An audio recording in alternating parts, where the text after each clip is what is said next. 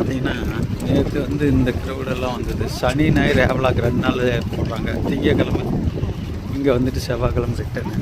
மார்க்கெட்டிங்கில் வந்து அந்த side crowd எதுவுமே அதிகமாக வரல.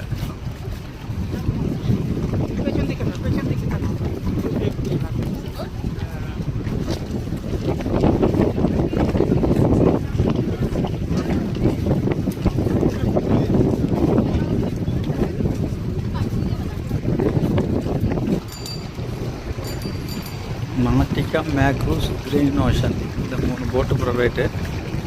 கவர்மெண்ட்டில் 2 ட்ரிப் அடிக்கிறாங்க. காலையில் ஒரு ட்ரிப்பு, ஈவினிங் ஒரு ட்ரிப்.